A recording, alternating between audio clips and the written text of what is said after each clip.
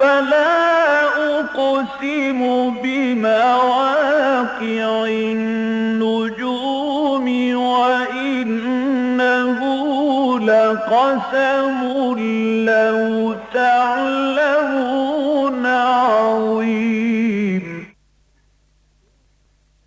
إنه لقرآن كريم في كتاب مكنون لا يمسه إلا المطهرون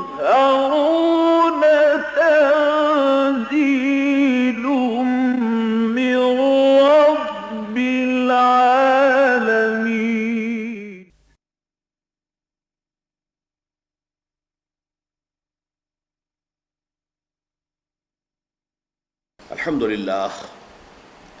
الحمد للہ وکفا والصلاة والسلام علی عباده الذین اصطفى خصوصاً علی افضلہم وخاتم النبیین محمد الامین وعلی آلہ وصحبہ اجمعین. اما بعد فقد قال اللہ تبارک وتعالی کما ورد فی سورۃ آل عمران: اعوذ باللہ من الشیطان الرجیم بسم اللہ الرحمن الرحیم. الم تر الی الذین اوتوا نصیبا من الکتاب یدعون الی کتاب اللہ لیحکم بینہم ثم یتولی فریق منہم وہم معرضون ذلک بانہم قالوا لن تمسنا النار الا ایاما معدودات وغرہم فی دینہم ما کانوا یفترون فکیف اذا جمعناہم لیوم لا ریب فیہ ووفیت کل نفس ما کسبت وہم لا یظلمون. صدق اللہ العظیم. رب اشرح لی صدری ویسر لی امری واحلل عقدۃ من لسانی یفقہوا قولی. اللہم ربنا الہمنا رشدنا واعذنا من شرور انفسنا. اللہم ارنا الحق حقا وارزقنا اتباعہ وارنا الباطل باطلا وارزقنا اجتنابہ. آمین یا رب العالمین. الم تر الی الذین اوتوا نصیبا من الکتاب. سورہ بقرہ کی طرح سورہ آل عمران میں بھی جیسا کہ ہم دیکھ چکے ہیں جہاں اہل ایمان سے خطاب ہے وہاں ساتھ ساتھ اہل کتاب سے بھی ہے. جو بنی اسرائیل یہودی مدینے کے اندر موجود تھے، 3 بڑے قبیلے، اگرچہ ان میں سے ایک کا اخراج ہو چکا تھا غزوہ بدر کے فوراً بعد، بنو قینقاع کا، لیکن 2 بڑے قبیلے اب بھی موجود تھے، بنو نذیر بھی تھے اور بنو قریظہ بھی تھے. تو ان کے معاملات بھی سائیڈ بائی سائیڈ یہ زیر بحث آتے ہیں ان دونوں صورتوں کے اندر. اور ان میں ایک حکمت یہ بھی ہے کہ چونکہ یہ بھی اصل میں سابقہ امت مسلمہ تھے، تو گویا کہ ایک مسلمان امت میں جب زوال کا عمل ان پر طاری ہوتا ہے تو جو برائیاں پیدا ہوتی ہیں وہ تھیں کہ جو ان کے اندر پیدا ہوئیں، جن کی نشاندہی قرآن مجید کر رہا ہے. اس اعتبار سے یہ گویا کہ موجودہ امت مسلمہ یعنی امت محمد علیہ صاحب الصلاۃ والسلام کے لیے ایک مستقبل کے لیے تنبیہ بھی بن جاتی ہے کہ کہیں ایسا نہ ہو کہ تم بھی انہی راستوں پر چلو اور ایسے ہی غلط خیالات تمہارے اندر بھی پیدا ہو جائے. اس میں سے ایک کا تذکرہ ہو رہا ہے: الم تر الی الذین اوتوا نصیبا من الکتاب. کیا تم نے دیکھا نہیں ان لوگوں کی جانب جنہیں کتاب کا ایک حصہ دیا گیا تھا. یہ بات میں اس سے پہلے کئی مرتبہ عرض کر چکا ہوں کہ جہاں اہل کتاب کا کسی مدح کے مقام میں ذکر ہوتا ہے وہاں وہ ہوتا ہے معروف، الذین آتیناہم الکتاب، جنہیں ہم نے کتاب دی. اور جہاں کوئی مذمت کا معاملہ ہوتا ہے، تنقید، ان کی کسی خامی کی نشاندہی، تو الذین اوتوا الکتاب وہ پھر مجہول کا صیغہ آتا ہے، وہ لوگ جنہیں کتاب دی گئی تھی. یہاں نصیبا من الکتاب کہا گیا تو یہ لفظ اس اعتبار سے بہت اہم ہے کہ 2 مفہوم ہیں. ایک تو یہ ہے کہ در حقیقت یہ الکتاب ایک ہی حقیقت ہے کہ جو ابتدا سے انتہا تک اس کے مختلف ایڈیشنز ہیں جو آتے رہے ہیں، اس کا فائنل کمپلیٹ ایڈیشن قرآن مجید ہے. تو چاہے نام بدل گئے، تورات ہے، انجیل ہے، لیکن اصل میں تو وہ الکتاب وہی ہے اللہ تعالیٰ کی طرف سے، جس کا کہ حضرت آدم علیہ السلام سے بالکل ابتدا میں کہہ دیا گیا تھا: فَإِمَّا يَأْتِيَنَّكُم مِّنِّي هُدًى فَمَن تَبِعَ هُدَايَ فَلَا خَوْفٌ عَلَيْهِمْ وَلَا هُمْ يَحْزَنُونَ. یہ ہدایت جیسے جیسے آتی رہی وہی الکتاب ہے. البتہ اس الکتاب کے فارمر ایڈیشنز جو ہیں وہ تورات، انجیل، زبور وغیرہ، صحف ابراہیم، اس کا فائنل ایڈیشن، کمپلیٹ ایڈیشن یہ قرآن مجید ہے۔ تو گویا کہ انہیں اس الکتاب میں سے کچھ حصہ ملا تھا، پوری الکتاب تو در حقیقت اس امت مسلمہ کو، امت محمد کو ملی ہے بشکل قرآن حکیم۔ ایک دوسری بات یہ بھی کہی گئی ہے بعض مفسرین کی جانب سے کہ اس میں اشارہ ہے کہ اصل میں جو کتابیں انہیں دی گئی تھیں وہ بھی بتمام و کمال محفوظ نہیں رہی تھی، تو اس کا جو بھی بچا کھچا حصہ ان کے پاس محفوظ رہ گیا تھا اس کی طرف اشارہ ہو رہا، نصیبا من الکتاب۔ انہیں پوری کتاب تو نہیں ملی، اس لیے کہ ہمیں معلوم ہے کہ 587 قبل مسیح، حضرت عیسیٰ سے بھی 600 برس قبل، یعنی حضور کی بعثت سے 1200 سال قبل تورات دنیا سے غائب ہو چکی تھی۔ نبوکدنضر نے جب حملہ کیا یروشلم پر، اور جو حضرت سلیمان کا بنایا ہوا معبد تھا ہیکل سلیمانی، اسے مسمار کیا ہے، تو اس کے بعد سے دنیا میں وہ اصل تورات کبھی نہیں رہی۔ البتہ یہ کہ کوئی 100-150 برس کے بعد پھر یادداشت سے زبانی جو بھی لوگوں کو کچھ یاد تھا اس سے جمع کر کے تو یہ تورات جو ہے پھر مرتب کی گئی ہے۔ بہرحال یہ دونوں مفہوم اس کے ہو سکتے ہیں۔ الم تر الی الذین اوتوا نصیبا من الکتاب یدعون الی کتاب اللہ، جب انہیں پکارا جاتا ہے، بلایا جاتا ہے، دعوت دی جاتی ہے اللہ کی کتاب کی طرف، لیحکم بینہم، تاکہ وہ ان کے مابین فیصلہ کرے، ثم تولی فریق منہم، ثم یتولی فریق منہم، لیکن اس کے باوجود ان میں سے ایک گروہ جو ہے اس سے روگردانی کرتا ہے، وہم معرضون، اور اس سے اعراض کی روش اختیار کرتا ہے۔ اب یہاں بھی جو یدعون الی کتاب اللہ جو ہے اس کے دو مفہوم لیے گئے ہیں۔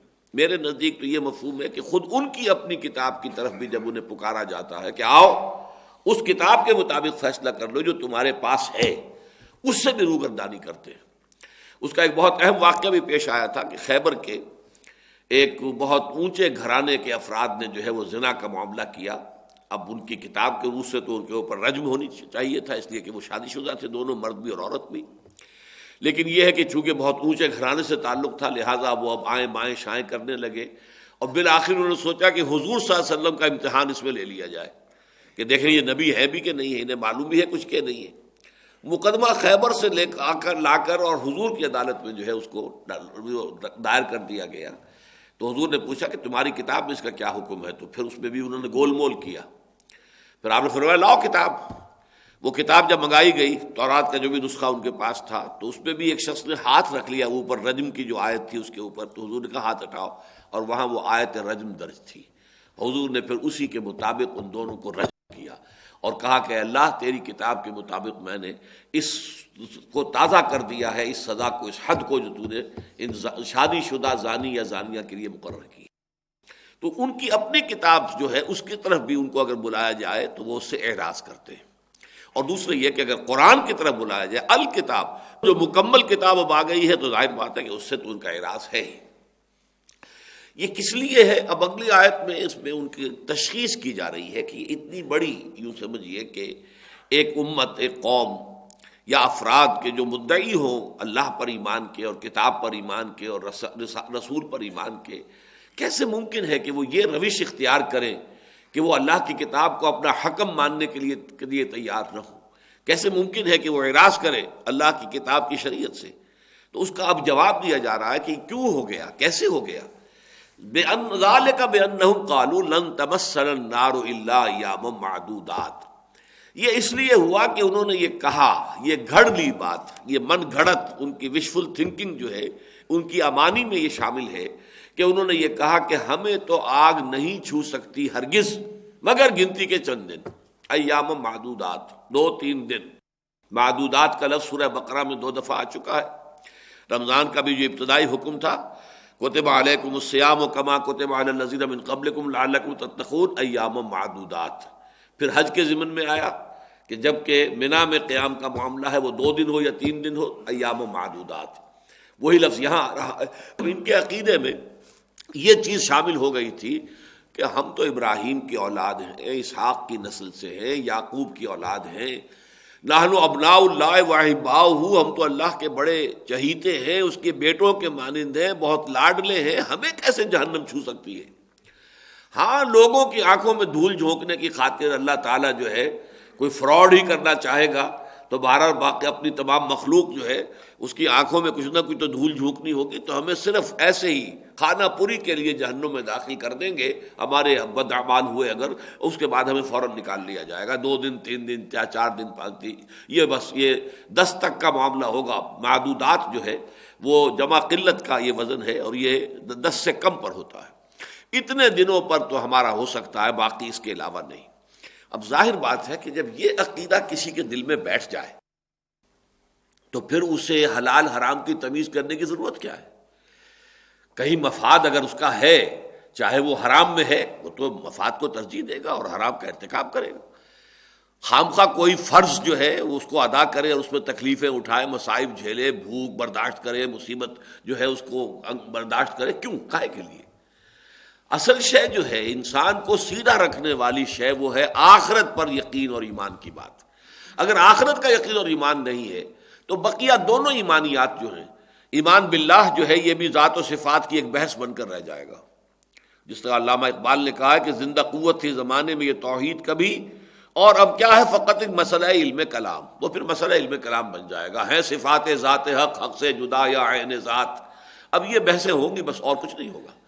اسی طرح ایمان بالرسالت کا مطلب کیا ہوگا؟ عشق رسول، عشق رسول، رسول کی تعریف میں وضع میں زمین و آسمان کے قلابے ملا دو، رسول کو اللہ سے جا ملاؤ، اللہ سے بھی اونچا کر دو، لیکن یہ کہ عمل نظر نہیں آئے گا آپ کو، اتباع رسول نظر نہیں آئے گا جب تک کہ آخرت کا یقین نہ ہو۔ اصل شے جو فیصلہ کن ہے انسان کے عملی رویے اور روش کے معاملے میں، وہ ظاہر بات ہے کہ وہ ہے ایمان بالآخرہ۔ اگر یقین ہے کہ مرنے کے بعد جی اٹھنا ہے، حساب کتاب ہے، جزا و سزا ہے، دوزخ اور جنت جو ہے وہ حقائق ہیں، جیسے کہ وہ حضور کی جو رات کی ایک دعا ہوتی تھی تہجد کی دعاؤں میں سے، انت الحق ووعدک الحق وقولک حق ولقاؤک حق والجنت حق والنار حق والساعۃ حق ومحمد حق والنبیون حق والقرآن حق۔ اگر ان کی چیزوں ان حقائق پر اگر ایمان ہے، اور اس میں ظاہر بات ہے کہ بعث بعد الموت، جزا و سزا، حساب کتاب، جنت اور دوزخ، ان پر ایمان لازم ہے۔ کسی بھی بحث کسی بھی طریقے سے اگر یہ گرفت جو ہے ڈھیلی پڑ جائے، وہ چاہے شفاعت باطلہ کا تصور ہو، ہاں ہے تو صحیح، ریزریکشن بھی ہے، دوبارہ جی اٹھیں گے، لیکن ہمارے جو ہے وہ موجود ہیں سفارش کرنے والے اور ان کا زور چلتا ہے، ان کی بات اللہ نہیں ٹال سکے گا، لہذا وہ تو ہمارے لیے کوئی ایسی خطرے والی بات نہیں ہے۔ تو شفاعت باطلہ کا تصور آ جائے یا کوئی اور تصور موجود ہو، خود اپنے بارے میں احساس ہو، نحن ابناء اللہ واحباؤہ، ہم تو اللہ کے بیٹوں کے مانند ہیں، بڑے چہیتے ہیں، اس سے بھی یہ باطل ہو جائے گا۔ اب آپ غور کیجئے، بعین ہی یہ شے مسلمانوں میں آ چکی ہے، اور اس میں ذرا باریک سا فرق ہے، اس فرق کو اگر ملحوظ نہ رکھا جائے تو بہت بڑی گمراہی ہے۔ وہ فرق کیا ہے؟ یہ عقیدہ صحیح ہے کہ جس شخص کے دل میں ایمان ہوگا، دل میں ایمان، چاہے وہ کمزور ہو، اگر کمزور ایمان ہے تو ظاہر بات ہے کہ نتیجہ یہ نکلے گا کہ کچھ اچھے کام بھی کرے گا، برے بھی کرے گا۔ وآخرون خلطوا عملا صالحا وآخر سیئا، یہ سورہ توبہ کے اندر ہے۔ تو اس کے مخلوط اعمال ہوں گے، اچھے بھی برے بھی، اس لیے کہ ایمان کمزور ہے۔ اس حساب سے تو یقین یہ ہوگا کہ پھر قیامت کے دن حساب کتاب ایسے لوگوں کا ہو جائے گا جن کے دل میں ایمان ہے، جن کے دل میں ایمان ہے، ان کے معاملات جو ہیں اعمال تولے جائیں گے۔ جن کے دل میں ایمان ہی نہیں ہے ان کے کسی اعمال کے تولنے کا سوال ہی پیدا نہیں ہوتا، لیکن جن کے دل میں ایمان ہے ان کے اعمال تولے جائیں گے۔ اگر اعمال برے، سیئات جو ہیں وہ زیادہ بھاری ہیں تو جہنم میں ڈال دیا جائے گا، لیکن اپنے اعمال بد کے بقدر سزا پانے کے بعد وہ جنت سے نکال لیے جائیں گے جہنم سے، اور جنت میں داخل کر دیے جائیں گے۔ یہ عقیدہ تو ہے صحیح، لیکن یہاں مغالطہ کس بات سے ہوتا ہے کہ ہم سمجھتے ہیں ہر مسلمان صاحب ایمان ہے۔ یہ بہت بڑا مغالطہ ہے۔ مسلمان ہونا شے دیگر ہے اور صاحب ایمان ہونا بالکل دوسری شے ہے، زمین و آسمان کا فرق ہے۔ قرآن مجید میں اگر وہ آیت نہ ہوتی سورہ حجرات کی آیت نمبر 14 تو شاید میری یہ بات لوگوں کے لیے ناقابل قبول ہوتی آخری درجے میں، لیکن وہ تو اللہ کا شکر ہے کہ سورہ حجرات کی آیت نمبر 14 موجود ہے، جس میں کہ یہ بات واضح ہو جاتی ہے کہ ایسی شکل ممکن ہے کہ ایک شخص مسلمان ہو، منافق بھی نہ ہو لیکن مومن بھی نہ ہو۔ قالت الاعراب آمنا قل لم تؤمنوا ولكن قولوا اسلمنا ولما يدخل الايمان في قلوبكم۔ یہ بدو کہہ رہے ہیں ہم ایمان لے آئے، نبی ان سے کہہ دیجئے تم ایمان ہرگز نہیں لائے ہو، بلکہ یوں کہو کہ ہم اسلام لے آئے ہیں، ہم نے اطاعت قبول کر لی ہے، اور ابھی تک ایمان تمہارے دلوں میں داخل نہیں ہوا، ایمان دل میں داخل نہیں ہوا، لیکن تمہارا اسلام قبول ہے۔ وَإِن تُطِيعُوا اللَّهَ وَرَسُولَهُ لَا يَلِتْكُم مِّنْ أَعْمَالِكُمْ شَيْئًا، اگر تم اللہ اور اس کے رسول کی اطاعت کرتے رہو گے تو تمہارے اعمال کے اجر و ثواب میں کوئی کمی نہیں ہوگی۔ گویا کہ یہ بھی ایک حیثیت ہے کہ دل میں نہ ایمان ہے نہ نفاق ہے، لیکن عمل میں اسلام ہے۔ یہ ہے وہ لوگ جو در حقیقت ہم اس وقت دنیا کے اندر، پھر میں وہی لفظ استعمال کر رہا ہوں کہ جو میں نے پچھلے اتوار کو بھی استعمال کیا بار بار، کہ 99.9 ریکرنٹ مسلمان جو ہے اس وقت پرسنٹ، وہ اس کیٹیگری سے متعلق ہے کہ دلوں میں ایمان نہیں ہے۔ البتہ یہ کہ روایات ہیں، اپنی اسلاف کی روایات ہیں، اپنے جو آباء و اجداد سے جو چیزیں سیکھی ہیں اس کے مطابق ایک کلچر ہے، ہماری ایک تہذیب ہے، اس تہذیب کے کچھ اجزاء ہیں، اس کے اعتبار سے وہ مذہب کی پیروی کر رہے ہیں۔ ایسے لوگوں کا معاملہ، بہرحال منافق وہ نہیں ہے۔ منافق صرف وہ ہوتا ہے ہمارے معاشرے میں جو کسی دین کی احیائی تحریک سے وابستہ ہو جائے، جد و جہد کرے، محنت کرے، پھر کسی امتحان کے موقع پر پسپائی اختیار کر لے، یا سم و طاعت کی گرانی کی وجہ سے پسپائی اختیار کر لے، وہ منافق ہوگا۔ عام مسلمان منافق نہیں ہے، وہ ہے اس کیٹیگری میں آئیں گے کہ قالت الاعراب آمنا قل لم تؤمنوا ولکن قولوا اسلمنا ولما يدخل الايمان في قلوبكم۔ تو ان کا معاملہ یہ ہے، لیکن ہم نے یہ سمجھ لیا جو مسلمان ہے وہ یقیناً نکل آئے گا، یہ بات صحیح نہیں۔ ہر مسلمان کا صاحب ایمان ہونا لازم نہیں ہے۔ ہاں ایمان اگر ہوگا، قلبی ایمان، دلی یقین والا ایمان، تو چاہے وہ تھوڑا بھی ہو، لیکن اس پر بھی یہ کہ یہ نتیجہ مترتب ہو جائے گا کہ وہ اگر اعمال بد اس کے زیادہ ہیں تو ان کے بقدر سزا پا کر وہ جہنم سے نکال لیا جائے گا۔ تو ان دونوں میں بھی آپ نے دیکھا کہ وہی جو میں بار بار کہا کرتا ہوں کہ حق کا راستہ جو ہے، چاہے وہ عقائد کی بات ہو، چاہے وہ اعمال کی بات ہو، کردار کی بات ہو، کریکٹر کی بات ہو، یہ جیسے کہ ہم کہتے ہیں پل صراط کو کہ وہ تلوار کی دھار سے زیادہ تیز اور بال سے زیادہ باریک راستہ ہوگا جس پر سے گزرنا ہوگا، بالکل اس طرح دنیا میں بھی، عقائد میں بھی، نظریات میں بھی، افکار میں بھی، خیالات میں بھی، اپنے رویے میں بھی، ہر وقت انسان جو ہے اس طرح ہوتا ہے کہ ذرا ادھر ہوا تو گویا کہ کھائی ہے، اور ذرا ادھر ہوا تو پھر کوئی اور تباہی ہے۔ بیچ میں چلنا جو ہے درمیان میں، اہدنا الصراط المستقیم، اس کی اہمیت اس سے واضح ہوتی ہے کہ ہر رکعت میں ہمیں یہ تلقین کی گئی ہے کہ اللہ سے یہ دعا کرتے رہا کرو، اہدنا الصراط المستقیم، پروردگار ہمارا کوئی قدم بھی دائیں بائیں نہ ہو جائے، ادھر یا ادھر نہ ہو جائے، کوئی افراط و تفریط میں ہم مبتلا نہ ہو جائے۔ تو یہ افراط و تفریط ہے اس معاملے کے اندر۔ لوگ بات سمجھتے ہیں کہ نہیں، سرے سے یہ بات ہی غلط ہے، جہنم میں داخل ہونے کے بعد نکلنے کا کوئی سوال ہی نہیں، یہ بھی غلط ہے۔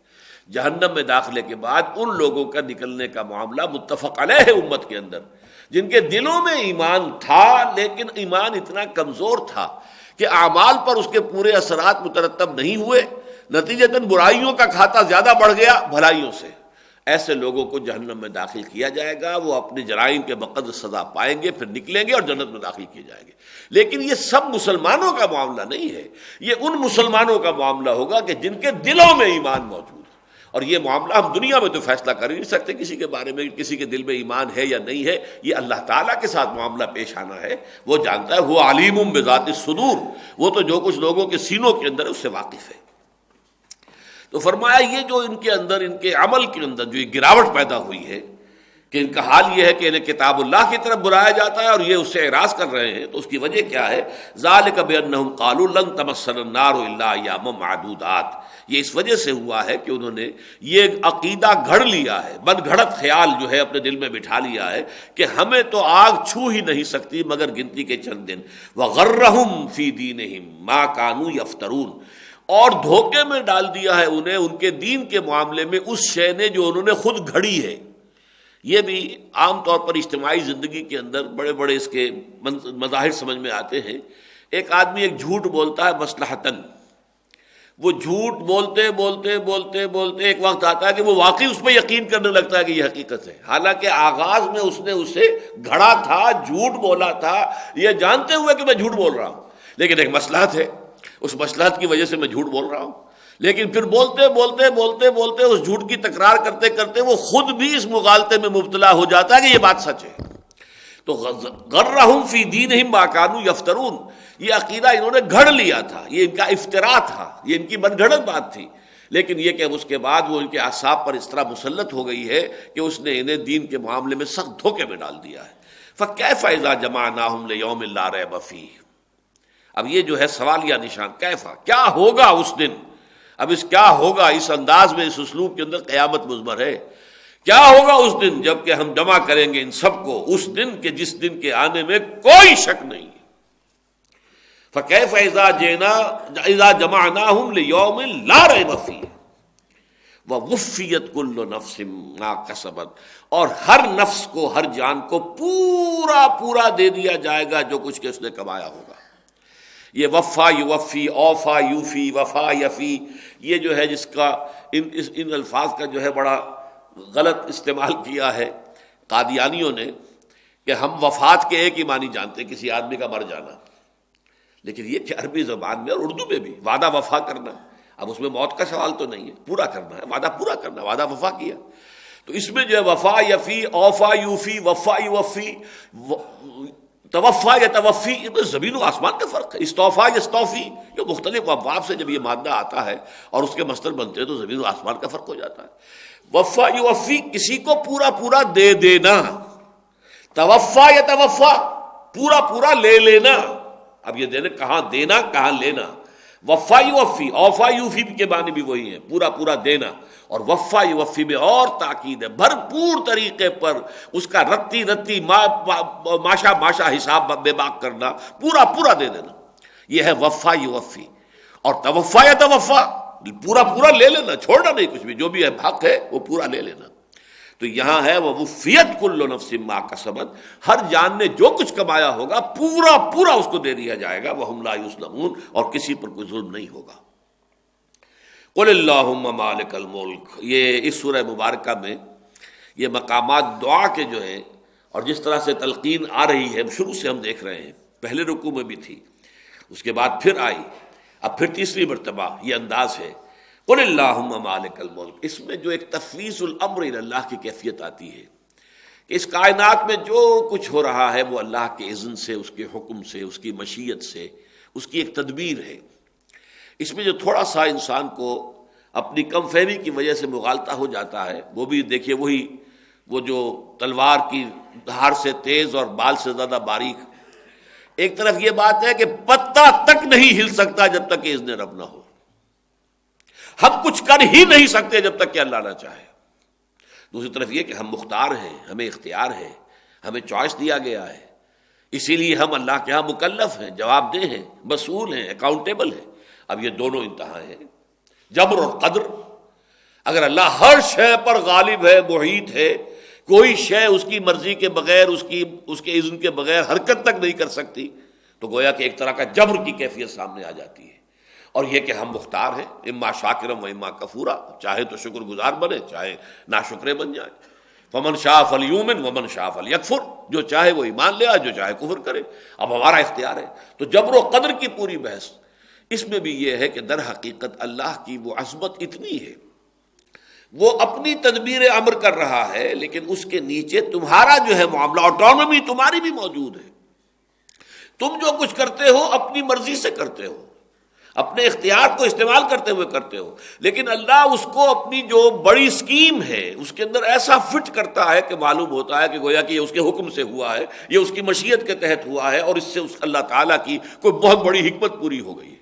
اگرچہ وہ کام آپ نے کیا ہے، آپ کا اپنا ارادہ تھا، چوائس آپ کا تھا، جس کے لیے آپ اللہ تعالیٰ کے ہاں جواب دہ ہیں، چاہے آپ کو بدلہ ملے گا اور چاہے آپ کو سزا ملے گی، اس لیے کہ اس کے لیے ارادہ آپ کا تھا، لیکن یہ کہ اللہ تعالیٰ اسے فٹ کر لیتا ہے اپنی وہ جو بالا تر ایک سکیم ہے، یدبر الامر من السماء الی الارض، وہ جو تدبیر امر ہو رہی ہے آسمان سے زمین کی طرف، اس پوری کائناتی کاسمولوجیکل جو یہ کنگڈم ہے اللہ کی، دائی کنگڈم کم، اس میں جو بھی ہو رہا ہے تو وہ ساری چیزیں تدبیر خداوندی میں، واللہ غالب علی امرہ ولکن اکثر الناس لا یعلمون۔ اب ظاہر بات ہے کہ حضرت یوسف کے بھائیوں نے تو انہیں جو ہے وہ اندھے کنویں میں جھونک دیا تھا، اور سمجھتے تھے کہ مر جائے گا یا کوئی لے جائے گا اٹھا کر تو کہیں بس ہماری سر سے یہ مصیبت ٹل جائے گی. اللہ نے اسی کو ذریعہ بنا دیا, مصر پہنچا دیا, ایک بڑے اونچے محل میں پہنچا دیا, پھر یہ کہ وہاں کے ایک بہت بڑے منصب پر پہنچا دیا. تو اللہ تعالیٰ کی اپنی تدبیر ہے. کرنے والوں نے جو کچھ کیا تھا وہ اس کے مسئول ہیں, وہ اس کے ذمہ دار ہیں, لیکن اللہ کی تدبیر میں وہی شے فٹ بیٹھ گئی ہے اور اس نے جو اس میں اپنا جو بھی اس کا ارادہ تھا اس نے پورا کر لیا. یہ کیفیت جو ہے ان دو آیات کے اندر جو ہے اصل اس کا ایسنس ہے.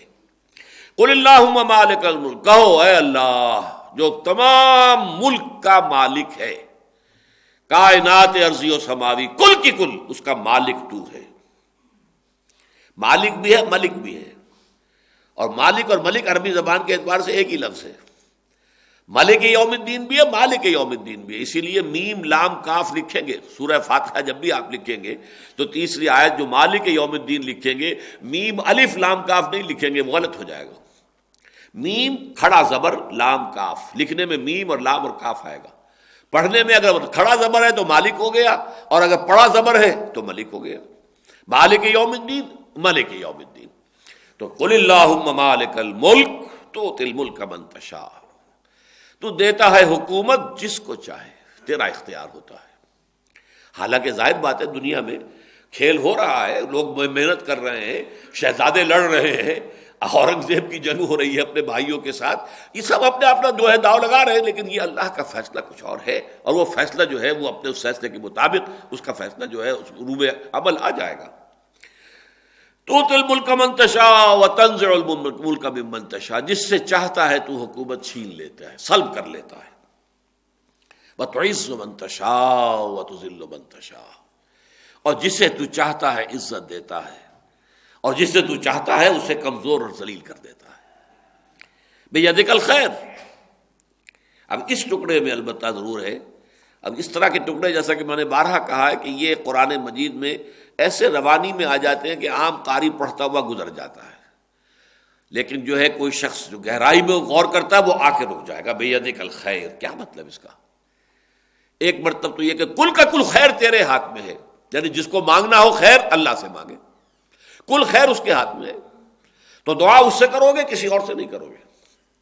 لیکن اس کا ایک مفہوم اور بھی ہے, تیرے ہاتھ میں خیر ہی خیر ہے, تو جو کچھ کرتا ہے اس میں خیر ہی ہوتا ہے, چاہے بظاہر وہ ہمیں شر نظر آئے.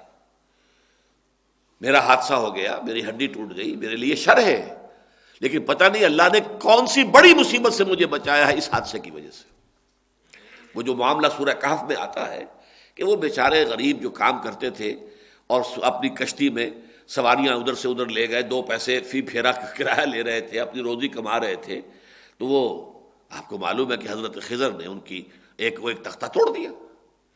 اب وہ رو رہے ہوں گے, ہمارا تو واحد ذریعہ یہ ہے, اور اس کے اندر بھی دیکھو یہ ٹوٹ گئی بیچاری, اب کتنے دن ہمیں لگ جائیں گے, مرمت کرانی پڑے گی. اتنے دن کی روزی تو گئی نا, ڈوبی نہیں, بچ گئی, لیکن یہ کہ بہرحال اتنے دن کی روزی تو گئی. لیکن انہیں نہیں پتا تھا کہ در حقیقت یہ پوری کشتی جا رہی تھی آگے. ایک بادشاہ تھا جو غصب کر رہا تھا, ہر صحیح کشتی کو وہ ضبط کر رہا تھا, وہ بچ گئی کہ یہ تو ٹوٹی ہوئی, جانے دو اس کو. پوری کشتی بچ گئی بھائی تمہارے لیے, تو یہ تمہارے لیے خیر تھا کہ شر؟ بچہ مر گیا, اب رو رہے ہوں گے والدین, فرض کیجیے اکلوتا ہی بچہ تھا, لیکن انہیں کیا پتا کہ یہ بچہ اگر جوان ہوتا, اس کے جینز جو ہے اس میں بڑی شرارت تھی, سرکشی تھی, یہ بڑا ہوتا تو تمہارے لیے سہارے روح بن جاتا. تو اللہ نے یہ چاہا کہ اس کو واپس لے لیا جائے, تمہیں بچایا ہے اس کے ظلم سے, اس کی طرف سے جو تمہارے اوپر آنے والی تھی سختیاں, اس سے تمہیں بچا لیا ہے. تم رو رہے ہو اس لیے کہ تمہیں تو معلوم نہیں ہے, تم تو ظاہر کو دیکھ رہے ہو. آسان تحبوا شیئا وہو شر لکم وآسان تکرہوا شیئا وہو خیر لکم. یہ عین ممکن ہے کہ تم کسی شے کو ناپسند کرو درحالہ کہ اسی میں تمہارا خیر ہو, اور یہ بھی عین ممکن ہے کہ کسی شے کو تم محبوب رکھو, پسند کرو, درحالہ کہ وہ تمہارے لیے شر ہو حقیقت کے اعتبار سے. تو یہاں در حقیقت بیدک الخیر, اللہ کے ہاتھ میں خیر ہی خیر ہے کہ ہر چے ساقی ماریخت عین الطاف است, میرا ساقی میرے پیالے میں جو بھی ڈال دے اس کا لطف و کرم ہے, جو بھی ڈال دے. بظاہر میرے لیے ناخوشگوار بات اس وقت ہو رہی ہے جو ہو رہی ہے, طبی اعتبار سے, جبلی اعتبار سے میں اس کو پسند نہیں کر پا رہا ہوں, مجھے تکلیف ہو رہی ہے, مجھے کوفت ہو رہی ہے, میری ایک ہڈی ٹوٹ گئی ہے, لیکن مجھے یہ پتہ نہیں کہ پوری جان بچی ہے اس ہڈی کے ٹوٹنے کی وجہ سے. اس اعتبار سے اللہ کے ہاتھ میں خیر ہی خیر ہے، لیکن اس کی بڑی لانگ ٹرم پلاننگ ہوتی ہے۔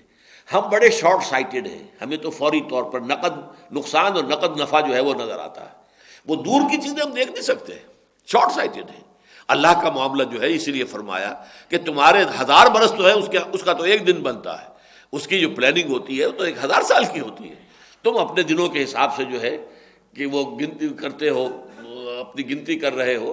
وہ جو اقبال نے کہا ہے کہ دانا دانا شمار کرتا ہوں، یہ رات اور دن کے 2 دانے جو تسبیح کے اندر جو ہے گرتے ہیں تو اس سے پھر میرا حساب ہوتا ہے، اللہ کا حساب اور ہے۔ قل اللہم مالک الملک تؤتی الملک من تشاء وتنزع الملک ممن تشاء وتعز من تشاء وتذل من تشاء بیدک الخیر انک علی کل شیء قدیر، یقیناً تو ہر چیز پر قادر ہے۔ یہ میں نے بارہا عرض کیا ہے کہ ہمارے پاس کل کے لفظ کی ایک پناہ گاہ ہے۔ اللہ قادر ہے، کتنا قادر ہے کیا میں اندازہ کر سکتا ہوں؟ میرا تصور کیا ہوگا قدرت کا، کتنی طاقت کا میں تصور کر سکتا ہوں؟ بہت محدود میرا تصور۔ بس ایک لفظ ہے کل شیء قدیر، بکل شیء علیم، ہر شے پر قادر، ہر شے کا علم رکھنے والا۔ یہ لفظ ہے کہ جو پناہ گاہ ہے صفات باری تعالیٰ کے ضمن میں ہماری۔ تولج اللیل فی النہار وتولج النہار فی اللیل، تو پرو دیتا ہے رات کو دن میں اور پرو دیتا ہے دن کو رات میں۔ اب اس میں 2 طریقے سے مفہوم اس کا ہو سکتا ہے۔ ایک تو یہ کہ کبھی ہم دیکھتے ہیں کہ دن جو ہے وہ بڑھ رہا ہے، رات گھٹ رہی ہے، گویا کہ دن رات میں داخل ہو رہا ہے۔ کبھی رات بڑھ رہی ہے، دن گھٹ رہا ہے، گویا کہ رات دن میں داخل ہو رہی ہے۔ ایک مفہوم یہ بھی ہو سکتا ہے۔ یہ بھی ہو سکتا ہے کہ یہ ایک دوسرے میں داخل ہو رہے ہوں، ایک دوسرے میں مرج ہوتے ہوں۔ بہرحال یہ ایک تسبیح ہے جو میں نے ابھی کہا تھا کہ میں اپنے تسبیح روز و شب کا شمار کرتا ہوں دانا دانا، تو تسبیح روز و شب کا شمار کرتا ہوں دانا دانا، تو یہ گویا کہ ایک تسبیح ہے، ایک دانہ کالا ہے، ایک دانہ سفید ہے، تو ایک گر رہا ہے اور دن رات کی جو ہے وہ تقریب ہو رہی ہے۔ تولج اللیل فی النہار وتولج النہار فی اللیل وتخرج الحی من المیت وتخرج المیت من الحی، تو نکالتا ہے زندہ کو مردہ میں سے اور تو نکالتا ہے مردہ کو زندہ میں سے۔ اب اس کی سب سے نمایاں مثال جو ہے وہ مرغی اور انڈا ہے۔ مرغی جاندار شے ہے، اس سے انڈا جو برآمد ہوتا ہے وہ بے جان ہے، اس میں جان نہیں ہے، انیکٹیو ہے، وہ پڑا رہے گا، اس کے اندر جان نہیں ہے، خراب ہو جائے گا۔ لیکن یہ کہ اسی انڈے سے اب مرغی برآمد ہوئی، بچہ برآمد ہو رہا ہے جو زندہ ہے، چلتا پھرتا ہے، اسی انڈے میں سے نکل آیا ہے، چوں چوں کرتا ہوا وہ جو ہے چوزا نکلتا ہے۔ وَتَرْزُقُ مَن تَشَاءُ بِغَيْرِ حساب، اور اللہ تو دیتا ہے جس کو چاہتا ہے بغیر حساب، تیرے خزانے اتھاہ ہیں، نا پیدا کنار سمندر ہے تیرے خزانے کا، تو جس کو جتنا چاہے دیتا ہے۔ اور دینا صرف پیسہ نہیں ہے، کسی کو ذہانت دی ہے، فطانت دی ہے، کسی کو سمجھ عطا فرمائی ہے، کسی کو جسمانی قوت زیادہ دی ہے، یہ تو مختلف چیزیں ہیں۔ کسی کو حسن زیادہ دیا ہے، کسی کو حسن سیرت زیادہ دیا ہے، کسی کو حسن صورت زیادہ دیا ہے، مختلف ہوں، جو چاہے دیا، جو چاہے تو دیتا ہے، اور اس کے اندر کوئی حساب کتاب، تیرے اوپر کوئی حساب کتاب بائنڈنگ نہیں ہے، بغیر حساب۔ لا يتخذ المؤمنون الکافرین اولیاء من دون المؤمنین۔ اب جیسے یہ دن اور رات کا معاملہ ہے دنیا میں، جیسے کہ آخری پارے کی صورتوں میں آپ کو معلوم ہے، جس کو میں نے عنوان دیا ہے 4 سورہ نور و ظلمت، والشمس وضحاہا والقمر اذا تلاہا والنہار اذا جلاہا واللیل اذا یغشاہا، پھر اگلی آتی ہے واللیل اذا یغشا والنہار اذا تجلی وما خلق الذکر والانثی۔ تو یہ جو فرق و تفاوت ہے، اور اس سے اگلی صورت والضحی واللیل اذا سجا، تو یہ تضادات ہے، بظاہر تضادات ہے، نور ہے، ظلمت ہے، رات ہے، دن ہے، یہ سارا جو ہے صبح ہے، شام ہے۔ تو ان تضادات کے اندر ہی اللہ تعالیٰ کی حکمت جو ہے وہ پوری ہو رہی ہے۔ اسی میں اللہ تعالیٰ کی جو تدبیر امر ہے وہ انہی تضادات کے اندر سے اپنا راستہ نکالتی ہے۔ اب ایک تضاد ہے کفر اور اسلام، ایک یہ تضاد بھی دنیا میں ابتدا سے چلا آ رہا ہے، ستیزہ کار رہا ہے ازل سے تا امروز، چراغ مصطفی سے شرار بولہبی، یہ حق و باطل کی کشاکش جو ہے یہ چلی آ رہی ہے۔ ابلیس اور حضرت آدم علیہ الصلوۃ والسلام، ان دونوں کے درمیان جو دشمنی کی گرہ پڑ گئی تھی، وہ گرہ ہے کہ جو اب چل رہی ہے اور کھلتی چلی جا رہی ہے، مسلسل کھل رہی ہے، اس کے مختلف شاخیں پیدا ہو رہی ہیں، اور قیامت تک وہ ابلیس میں سمجھتا ہوں کہ بل آخر وہ جیسا کہ ایک ویسے تو وہ نظم جو ہے وہ بڑی کنٹروورشیل سی ہے، لیکن یہ کہ آخر بجہاں صورت آں یار برآمد، اس کا ایک مصرع یہ ہے کہ آخر میں وہ آں یار نبی اکرم صلی اللہ علیہ وسلم کی صورت میں اللہ تعالیٰ نے گویا کہ خود ظہور کر لیا معاذ اللہ، لیکن یہ جیسے کہ میں نے کہا تھا کہ یہ اب شاعرانہ تصور ہے، آخر بجہاں صورت آں یار برآمد اور محبوب جہاں شد۔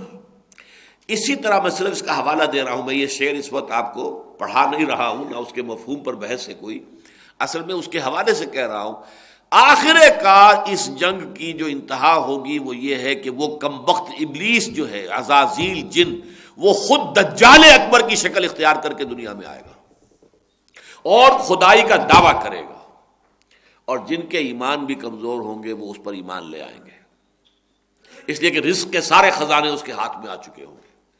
ویسے تو اس کی طرف دنیا بڑی تیزی سے جا رہی ہے، اب بڑی تیزی سے جا رہی ہے، اب تو جو معاہدات ہو رہے ہیں، گلوبلائزیشن ہو رہی ہے، اس کے بعد اس سے آگے جو زراعت کے سلسلے میں ٹرمپ کا جو معاہدہ ہو رہا ہے، اور اس سے آگے بڑھتی جا رہی ہیں چیزیں بڑی تیزی کے ساتھ۔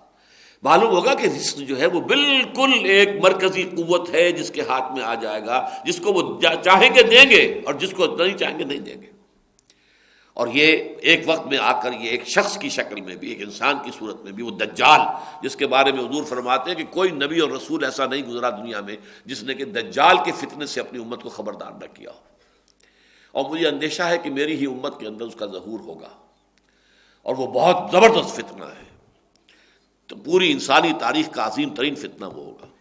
تو بہرحال ادھر معاملہ جا رہا ہے۔ اب یہ جو کشاکش حق و باطل ہے، اس کے ضمن میں کچھ باتیں بڑی اہم آ رہی ہیں یہاں، اس لیے کہ یہ کشاکش اس وقت مدینے کی اس چھوٹی سی بستی کے اندر، شہر کہہ لیں، چھوٹی چھوٹی بستیاں تھیں اس میں اصل میں، اب یہ گڑھی ہے بنو قینقاع کی، اور یہ قلعہ ہے بنو قریظہ کا، اور یہ چند محلے ہیں کہ جو اوس کے ہیں، یہ چند محلے ہیں انصار جس کے خزرج کے ہیں، یہ ایک مجموعہ تھا چھوٹی چھوٹی سی بستیوں کا مدینہ منورہ۔ اس میں جو کشاکش اس وقت جاری تھی، اور پھر اس بستی کی مجموعی طور پر ایک کشاکش جو ہے خاص طور پر مشرکین مکہ کے ساتھ جاری تھی، اس کے اعتبار سے چند ہدایات آ رہی ہیں۔ لا يتخذ المؤمنون الكافرين اولیاء من دون المؤمنین ومن يفعل ذلك فليس من الله في شيء الا ان تتقوا منهم تقاه ويحذركم الله نفسه والى الله المصير۔ اہل ایمان ہرگز کافروں کو اپنا دوست نہ بنائیں اہل ایمان کے سوائے۔ یہ جو ولی ہے اولیاء، رشتہ ولایت کسی مومن کا کسی کافر کے ساتھ ہو ہی نہیں سکتا کسی صورت میں، چاہے وہ باپ ہو اور چاہے وہ بھائی ہو اور چاہے وہ بیٹا ہو اور چاہے وہ رشتہ دار ہو، چاہے وہ بیوی ہو چاہے شوہر ہو، ولایت کا رشتہ نہیں ہو سکتا۔ ہاں جو کافر کمپیٹنٹ نہیں ہے، جو آپ کے خلاف جو ہے ایکٹیو نہیں ہے، اس کے ساتھ آپ کچھ مراسم رکھ سکتے ہیں، لیکن وہ جو رشتہ ولایت ہے، دلی محبت، وہ پھر بھی نہیں ہوگا، اس لیے کہ اگر دلی محبت اس کے ساتھ ہے تو اس کا مطلب یہ ہے کہ حق و باطل کے مابین آپ کا رویہ صحیح نہیں ہے۔ وَمَن يَكْفُرْ بِالطَّاغُوتِ وَيُؤْمِن بِاللَّهِ، کفر بالطاغوت آپ نے کیا ہو تو کسی کافر کے ساتھ آپ کی دلی محبت کیسے ہوگی؟ ناممکن ہے۔ البتہ جیسے کہ سورہ ممتحنہ میں آیا ہے، اللہ روکتا نہیں ہے تمہیں ان لوگوں سے کہ جنہوں نے تم سے کبھی اللہ کے دین کے معاملے میں جنگ نہیں کی ہے، جنہوں نے تمہیں تمہارے گھروں سے نکالا نہیں ہے، تمہارے خلاف جو ہے کسی اور کا ساتھ نہیں دیا ہے، ان کے ساتھ ان تبرؤ الیہم، ان کے ساتھ اگر نیکی کا کوئی برتاؤ کرو، سلوک کرو، حسن سلوک کرو، تقسطوا، ان کے ساتھ انصاف کا معاملہ، اللہ سے نہیں روکتا۔ وہاں بھی ولایت نہیں، دوستی نہیں، محبت نہیں، یہ جو ایک دوسرے کے اوپر کچھ انحصار کرنا ہے، ایک دوسرے سے امیدیں رکھنی ہے، ایک دوسرے سے امداد کی توقع رکھنی ہے، ایک دوسرے سے محبت رکھنی، یہ سوائے اہل ایمان کے کسی صاحب ایمان کے لیے اس کا دائرہ وسیع کرنا ممکن نہیں۔ سورہ مجادلہ تو ختم ہوتی ہے، وَلَوْ كَانُوا آبَاءَهُمْ أَوْ إِخْوَانَهُمْ أَوْ أَبْنَاءَهُمْ أَوْ عَشِيرَتَهُمْ، چاہے وہ لوگ جو ہے، چاہے وہ ان کے باپ ہوں، ان کے بھائی ہوں، ان کے بیٹے ہوں، ان کے رشتہ دار ہوں، ان کے ساتھ رشتہ ولایت نہیں ہوگا۔ تو لا يتخذ المؤمنون الكافرین اولیاء من دون المؤمنین ومن يفعل ذلك، اور جو کوئی بھی یہ حرکت کرے گا فلیس من اللہ فی شیء، تو وہ اللہ کے معاملے میں کسی بھی مقام پر نہیں ہے، یعنی اس کا اللہ سے کوئی تعلق نہیں۔ وہ بنا پھرتا ہو اپنی جگہ بڑا موحد اور بڑا متبع رسول اور بہت ہی نیک اور بہت متقی اور بہت صالح اور بہت پارسا، اللہ کے ہاں کوئی مقام اور مرتبہ اس شخص کا نہیں۔ وَمَن يَفْعَلْ ذَلِكَ فَلَيْسَ مِنَ اللَّهِ فِي شَيْءٍ إِلَّا أَن تَتَّقُوا مِنْهُمْ تُقَاةً۔ اب یہاں ایک الا آیا ہے اور اس الا پر ڈیرا لگایا ہے اہل تشیع نے۔ الا یہ کہ تم ان سے خائف ہو، ان سے بچنا چاہتے ہو جیسے کہ بچنا چاہیے، یعنی کسی کے شر سے بچنے کے لیے اس کی ظاہری مدارات، یہ ایک استثناء ہے جو دی جا رہی ہے۔ یہ بالکل ایسے ہی ہے جیسے کہ ایک شخص جان بچانے کے لیے کلمہ کفر کہہ سکتا ہے، وَقَلْبُهُ مُطْمَئِنٌ بِالْإِيمَانِ، اس کا دل جو ہے اطمینان پر قائم ہو، جمع ہوا ہو، إِلَّا مَنْ أُكْرِهَ، لیکن اسے مجبور کر دیا گیا ہے کہ جان نہیں بچتی ہے اگر وہ کلمہ کفر نہ کہے۔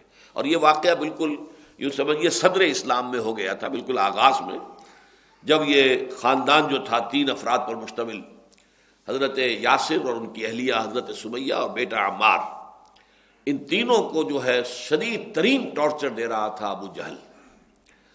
آخر تھک گیا، ٹارچر دے دے کر خود تھک گیا۔ آخر میں اس نے کہا اچھا بھائی ایک دفعہ کہہ دو کہ میرے اس یا بت جو ہے اس میں بھی کچھ ہے، یہ بھی کچھ ہے، اس کی بھی کوئی حقیقت ہے، ایک دفعہ کہہ دو کہ میں چھوڑ دوں گا۔ حضرت سمیہ نے انکار کر دیا، تھوک دیا، برچھا مارا ہے ان کی شرمگاہ میں، شہید کر دیا۔ حضرت یاسر نے انکار کر دیا، 4 سانڈ اونٹ منگوا کر، اور ان کے ساتھ رسے بندھے ہوئے تھے، ایک کے ساتھ ان کا ایک بازو باندھا، دوسرے کے ساتھ دوسرا بازو، تیسرے کے ساتھ ایک ٹانگ، چوتھے کے ساتھ دوسری ٹانگ، دوڑایا ہے تو جسم کے پرخچے اڑ گئے۔ لیکن جو نوجوان تھا عمار، اس سے برداشت نہیں ہو سکا، اس نے کلمہ کفر کہہ کے جان بچا لی۔ لیکن یہ کہ پھر اس قدر شدید اس کے اوپر طاری ہوئی ایک کیفیت کہ یہ میں کیا غلط کام کر بیٹھا ہوں، پچھتاوا طاری ہوا۔ انہوں نے اپنے آپ کو ایک ستون سے باندھ لیا کہ اب حضور ہی اگر آ کر یہاں سے مجھے کھولیں گے تو میں کھولوں گا، ورنہ میں اسی طرح جان دے دوں گا۔ تو حضور صلی اللہ علیہ وسلم آئے اور آپ نے کھولا، کہا ٹھیک ہے یہ بھی جائز ہے، جان بچانے کے لیے کلمہ کفر کر دینا جائز ہے۔ اب یہ واقعہ تو ہے مکی دور کے بھی آغاز کا، سمجھیے کہ 4واں 5واں سال ہوگا حضور پر وحی کی آمد کو۔ اب آیت بعد میں آئی ہے، وہ شخص کے جو مجبور کر دیا جائے، وَقَلْبُهُ مُطْمَئِنٌ بِالْإِيمَانِ، بشرطے کہ اس کا دل اطمینان پر قائم ہو، تو اس کے لیے معافی ہے۔ اسی طرح یہ ہے کہ اگر آپ اہل باطل کا کوئی ایسا غلبہ دیکھیں کہ ان کے شر سے بچنے کے لیے ظاہری مدارات، لیکن یہ نہیں کہ آپ جھوٹ بولنے لگ جائیں، آپ اپنے عقائد کے خلاف عقائد کا اظہار کرنے لگے۔ یہاں یہ سمجھیے جو انگلی رکھنے کی جگہ تھی اس کو ایک پورے فلسفے کی جڑ اور بنیاد بنا لیا ہے اہل تشیع نے۔ اب ان کا کہنا یہ ہے کہ حضرت علی رضی اللہ تعالی عنہ نے گویا کہ یوں سمجھیے کہ 24 برس تک تو تقیہ کیے رکھا، چھپائے رکھا اپنے دل کے اندر، حالانکہ انہیں نفرت تھی ابو بکر سے، عمر سے، عثمان سے، تعاون کرتے رہے، معاذ اللہ ثم معاذ اللہ۔ یہ حضرت علی کی تعریف نہیں ہے، مدح نہیں ہے، تو بڑی توہین ہے ان کی۔ اسد اللہ و رسولہ، اسد اللہ الغالب علی ابن ابی طالب رضی اللہ تعالی عنہ، یہ اس کا کیسے ہم تسلیم کر لیں؟ تو یہ تقیہ کو فلسفہ بنا لینا ہوتا ہے۔ قرآن مجید نے ایسی جگہ بھی رکھی ہے، اور یہ اس کا ایک یوں سمجھیے کہ مستقل اسلوب ہے کہ ایسے مواقع بھی ہیں کہ جہاں غلط لوگوں کو بھی کچھ غذا مل سکتی ہو کہ اگر ان کے اندر دلوں میں کجی ہے تو اس کی وجہ سے وہ اس کجی کو جو ہے اور اس کو تقویت حاصل ہو جائے۔ اسی لیے سورہ بقرہ کے 3 رکوع میں کہہ دیا گیا تھا یضل بہ کثیرا ویہدی بہ کثیرا، اللہ تعالیٰ اسی قرآن کے ذریعے سے بہتوں کو گمراہ کرتا ہے اور اسی کے ذریعے سے بہتوں کو ہدایت دیتا۔ تو ایسی چیزیں اللہ نے رکھی ہوئی ہیں کہ جس سے گویا کہ وہ جس کو ہم کہتے ہیں آئونائز ہو جائے پورا، یہ آئن پازیٹیو ادھر چلے جائے، نیگیٹو ادھر چلے جائے۔ یہ پولرائزیشن جو ہے اس کا ہونا، اس کے لیے ظاہر بات ہے کہ 2 پولز ہونے ضروری ہیں، نیگیٹو اینڈ پازیٹیو پولز ہوں گے تو ان کی طرف جو ہے وہ پازیٹیو اور نیگیٹو آئنس جائیں گے۔ اس حوالے سے یہ آیت جو ہے اس کا بہت غلط استعمال ہے کہ جو کیا گیا ہے۔ البتہ یہ ضرور ہے کہ ظاہری مدارات کی حد تک کسی شخص کے ساتھ اچھا برتاؤ کر لینا اس کے شر سے اپنے آپ کو محفوظ رکھنے کے لیے کسی وقتی اور عارضی سی کیفیت کے اندر اس کا جواز ہے، جیسے کہ اس سے کہیں آگے بڑھ کر زبان سے کلمہ کفر ادا کر کے بھی اگر جان بچانے کے لیے وہ مجبوری ہو گئی ہو تو وہ جائز ہے۔ وَيُحَذِّرُكُمُ اللَّهُ نَفْسَهُ، اور اللہ تمہیں ڈراتا ہے، خبردار کرتا ہے اپنی ذات سے۔ یہ آیت اس اعتبار سے بہت عجیب ہے کہ اس میں اللہ کے لیے بھی لفظ نفس آیا ہے۔ قرآن مجید میں اس لفظ نفس کا اطلاق جو ہے اتنے مختلف معنی میں ہوا ہے کہ جو لوگ ان سب کا احاطہ نہیں رکھتے اپنے ذہن میں اور ہر جگہ اس کا جو پراپر سینس ہے اس کو سامنے نہیں رکھتے تو بڑے مغالطے ہو جاتے ہیں۔ ایک تو نفس امارہ ہے، ان النفس لامارۃ بالسوء، محدود ترین معنی میں یہ نفس کا لفظ استعمال ہوتا ہے حیوانی تقاضے، حیوانی داعیات، انسٹنکٹس، یہ جو اینیمل انسٹنکٹس ہیں ہمارے اندر، اس کے اعتبار سے ان النفس لامارۃ بالسوء، یقیناً یہ نفس جو ہے یہ برائی ہی کا حکم دیتا ہے۔ کہیں یہ پورے وجود کے لیے نفس، پوری ذات کے لیے، پوری شخصیت کے لیے، اس معنی میں اب یہ اللہ کے لیے لفظ آ رہا ہے۔ وَيُحَذِّرُكُمُ اللَّهُ نَفْسَهُ، اس لیے کہ ایک بہت اہم موقع پر اس آیت کے حوالے سے پھر شکست دی تھی ایک عالم حقانی نے ایک سرکاری مولوی کو، جس زمانے میں کہ یہ بنو عباس کے دور میں خلق قرآن کا فتنہ کھڑا ہوا، قرآن بھی مخلوق ہے اور جو ہے خلیفہ وقت جو ہے وہ بھی اس کا قائل ہو گیا، اب وہ بڑی جبر اس کو نافذ کر رہا تھا۔ اس پر جب ایک مباحثہ ہوا ایک دربار کے اندر، دربار میں خلیفہ کے دربار میں، تو وہاں ایک شخص نے کہا کہ بتاؤ قرآن شے ہے یا نہیں؟ کہا ہاں شے تو ہے، تو قرآن تو کہتا ہے اللہ خالق کل شے، اللہ ہر شے کا خالق ہے، تو پھر قرآن بھی مخلوق ہو گیا۔ اب دیکھیے یہ منطقی اعتبار سے چپ کرا دینے والی بات تھی، لیکن اسی وقت اللہ نے سجھا دیا۔ ان کا اچھا اگر یہ بات ہے تو بتاؤ اللہ کا نفس ہے کہ نہیں؟ یحذرکم اللہ نفسہ، جی ہاں ہے، مان لیا۔ کل نفس ذائقۃ الموت، ہر نفس کو موت کا مزہ چکھنا ہے، اس کا مطلب اللہ کو موت آ جائے گی، چپ ہو گئے۔ یعنی ہماری زبان کی ایسی محدودیتیں ہیں، الفاظ کا استعمال ہوتا ہے مختلف مفاہیم کے اندر، اگر لفظی بحث میں آپ پڑ جائیں تو اللہ تعالیٰ کے لیے نفس ہے تو کل نفس ذائقۃ الموت بھی ہے، پھر تو گویا کہ موت کا مزہ اللہ کو بھی چکھنا ہوگا، معاذ اللہ ثم معاذ اللہ۔ لیکن یہاں نفس سے مراد پوری ہستی، اپنی ذات۔ وَيُحَذِّرُكُمُ اللَّهُ نَفْسَهُ، اس مقام پر یہ لفظ 2 مرتبہ آ رہا ہے، وَإِلَى اللَّهِ الْمَصِيرُ، اور یقیناً اللہ ہی کی طرف لوٹ جانا ہے۔ قُلْ إِن تُخْفُوا مَا فِي صُدُورِكُمْ أَوْ تُبْدُوهُ يَعْلَمُهُ اللَّهُ، اے نبی ان سے کہہ دیجئے اگر تم چھپاؤ گے جو کچھ کہ تمہارے سینوں میں ہے، اور تبدوہ، یا تم اسے ظاہر کرو گے، یعلمہ اللہ، اللہ تعالیٰ تو اس سے واقف ہے ہر صورت، وَيَعْلَمُ مَا فِي السَّمَاوَاتِ وَمَا فِي الْأَرْضِ، اور اللہ تو جانتا ہے ان تمام چیزوں کو جو آسمانوں میں ہے اور جو زمین میں ہے۔ وَاللَّهُ عَلَىٰ كُلِّ شَيْءٍ قَدِيرٌ، پھر وہی لفظ کل ہے، اللہ ہر شے پر قادر ہے۔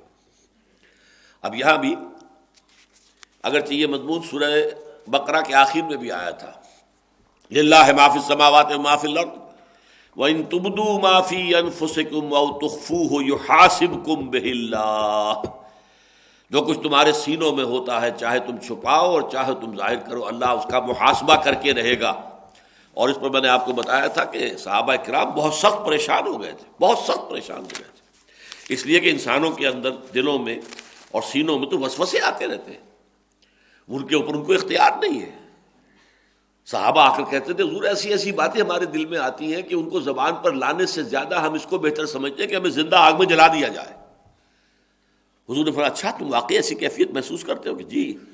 فرمایا یہی تو عین ایمان ہے، یعنی ایمان کے منافی بات کو تمہارے دل میں شیطان نے ڈال دی ہے، لیکن تمہارا ایمان اتنا ریزنٹ کر رہا ہے اس پر، اس قدر اسے رد کر رہا ہے، اس قدر اس کے اوپر پرٹربڈ ہے کہ وہ اپنے آپ کو ہلاک کرنے کے لیے جو ہے انسان تیار ہو رہا ہے بجائے اس کے کہ اس بات کو زبان پر لائے۔ تو میں نے وہاں آپ کو سنایا تھا امام رازی رحمۃ اللہ علیہ نے یہ روایت کیا ہے ابن عباس رضی اللہ تعالی عنہما، قال لما نزلت هذه الآیہ، جب یہ آیت نازل ہوئی، وَإِن تُبْدُوا مَا فِي أَنفُسِكُمْ أَوْ تُخْفُوهُ يُحَاسِبْكُم بِهِ اللَّهُ، جا ابو بکر و عمر و عبد الرحمن ابن عوف و معاذ و ناس من النبی الی النبی صلی اللہ علیہ وسلم، تو عام نہیں بلکہ ابو بکر اور عمر، عبد الرحمن ابن عوف اور معاذ ابن جبل اور بہت سے لوگ آئے حضور کے پاس صلی اللہ علیہ وسلم، فقالوا، انہوں نے کہا یا رسول اللہ کلفنا، ہم تو اب اس کو من العمل ہے، اس چیز پر عمل کرنے کا بھی ہمارے اوپر جو ہے ایک ذمہ داری ڈال دی گئی ہے، ما لا نطیق، اس لیے کہ جس کی کہ ہمارے اندر طاقت ہی نہیں ہے۔ ان احدا لا يحدث نفسه بما لا يحب ان يثبت في قلبه، بہت سے لوگ ایسے ہیں کہ جن کے دلوں میں ایسی ایسی باتیں آ جاتی ہیں کہ جن کو وہ چاہتے ہی نہیں کہ ان کے دلوں میں رہیں۔ فقال النبی صلی اللہ علیہ وسلم فلعلکم تقولون کما قال بنو اسرائیل سمعنا وعصینا، حضور کا پہلا رد عمل بہت سخت تھا کہ تمہارا یہ کہنا کہ ہم پر تو اللہ تعالیٰ نے وہ بات ڈال دی ہے جو ہمارے امکان ہی میں نہیں ہے، ہم کیسے تسلیم کریں؟ تو گویا کہ تم وہی روش اختیار کر رہے ہو جو بنی اسرائیل نے کی تھی جب انہوں نے کہا تھا سمعنا وعصینا، بل قولوا سمعنا واطعنا، بس کہو ہم نے سنا اور مانا۔ قالوا سمعنا واطعنا، تمام صحابہ نے کہا ٹھیک ہے حضور ہم حاضر ہیں، سمعنا واطعنا۔ وقال النبی صلی اللہ علیہ وسلم واشتد ذلك علیہم فمکثوا فی ذلك، یہ بات ان کے اوپر گراں بہت گزرتی رہی، اسی حالت میں رہے۔ فانزل اللہ تعالی لا یکلف اللہ نفسا الا وسعها، تو جب وہ آیت نازل ہوئی کہ اللہ تعالیٰ کسی نفس پر اس کی ذمہ داری، اس کی جو قوت اور طاقت ہے، استعداد سے بڑھ کر بوجھ نہیں ڈالے گا۔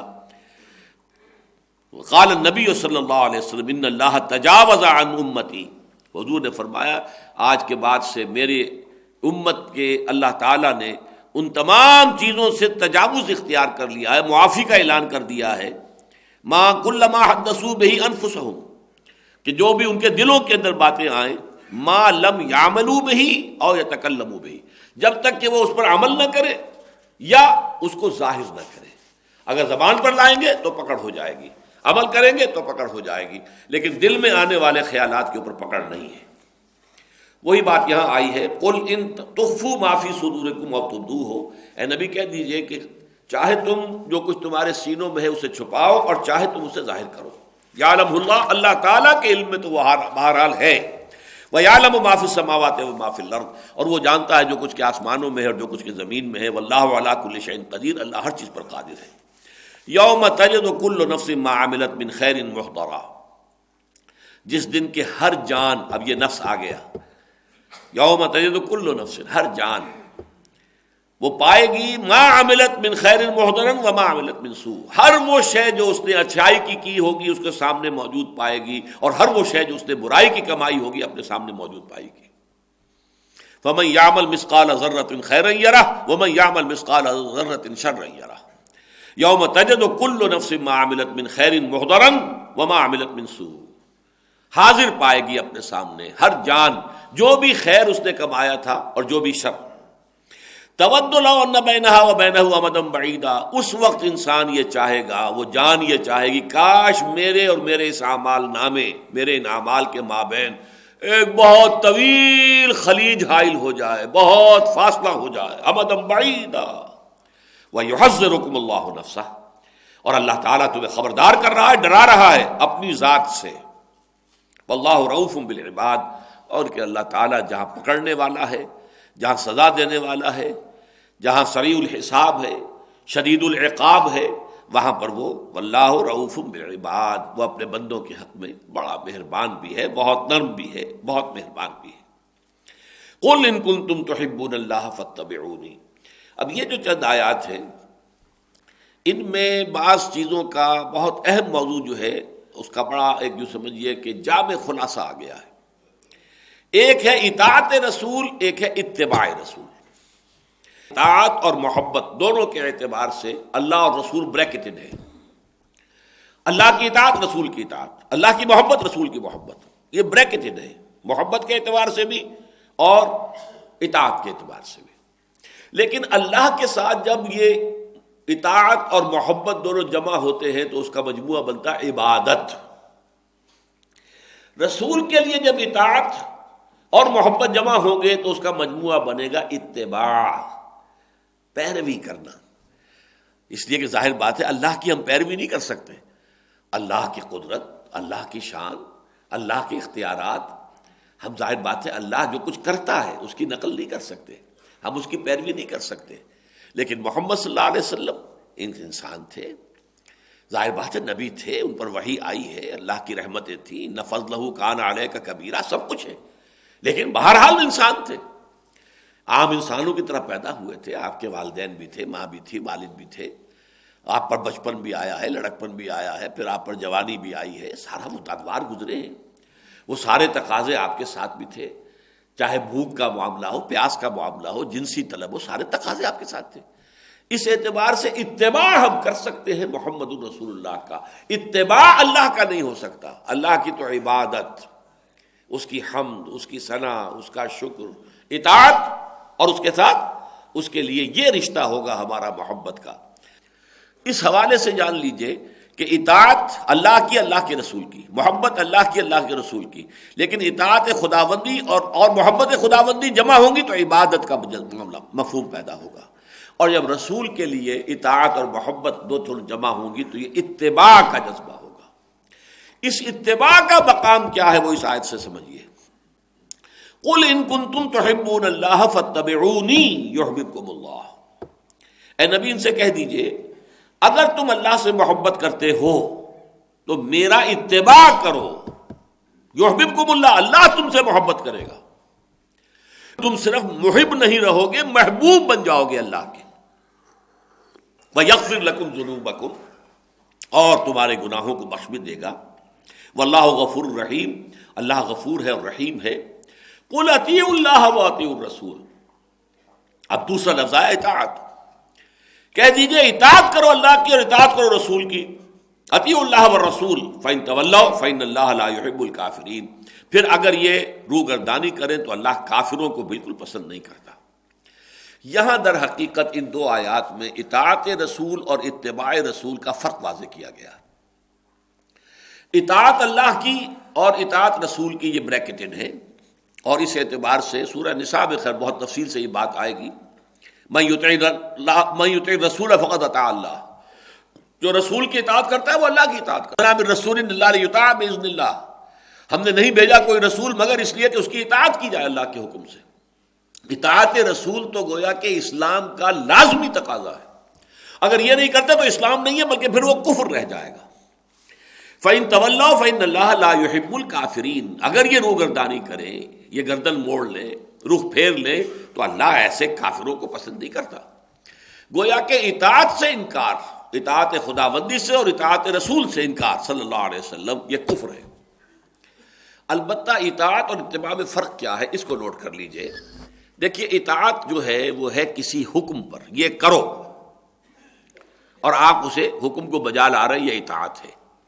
اگرچہ اس میں بھی جو لفظ طاع ہے اگر اس کی حقیقت پیش نظر رہے تو ایک ہے زبردستی کی اطاعت، ایک ہے دلی آمادگی کی اطاعت، اس میں فرق ہے۔ طاع کہتے ہیں دلی آمادگی کو، طاعا و کرہا، یہ دو الفاظ ایک دوسرے کے مقابلے میں آتے، طاعا و کرہا۔ طاعا یعنی اپنی دلی آمادگی کے ساتھ، کرہن مجبوری کو دل پر جبر کرتے ہوئے، اور اس بیعت کے اندر بھی الفاظ یہ آئے منشت والمکرہ، بایانا رسول اللہ صلی اللہ علیہ وسلم علی السمع والطاعۃ فی العسر والیسر والمنشط والمکرہ۔ منشط وہ کیفیت ہے جس میں کہ آپ کو انشراح حاصل ہے کسی چیز پر، جو فیصلہ ہوا ہے آپ کی رائے بھی وہی تھی، لہذا آپ اس پر عمل کرتے ہیں تو بہت ہی آسانی کے ساتھ عمل کرتے ہیں، اس لیے کہ وہ آپ کی اپنی رائے بھی وہی تھی۔ اور مکرہ وہ ہے کہ آپ کو عمل کرنا پڑ رہا ہے اس کے باوجود کہ آپ کی رائے وہ نہیں ہے، لہذا آپ کو اپنی طبیعت پر جبر کرنا پڑے گا، تب کہیں جا کر آپ اس پر عمل کر سکیں گے۔ تو طعن و کرہن جو ہے یہ دو قرآن مجید میں کئی بار یہ الفاظ آئے ہیں۔ اللہ نے آسمانوں اور زمینوں کو حکم دیا آؤ طعن و کرہن، تو انہوں نے کہا اتینا طائعین، دونوں نے کہا ہم حاضر ہیں، بالکل آمادگی کے ساتھ حاضر ہیں، اس میں کسی کراہت کا کوئی سوال پیدا نہیں ہو۔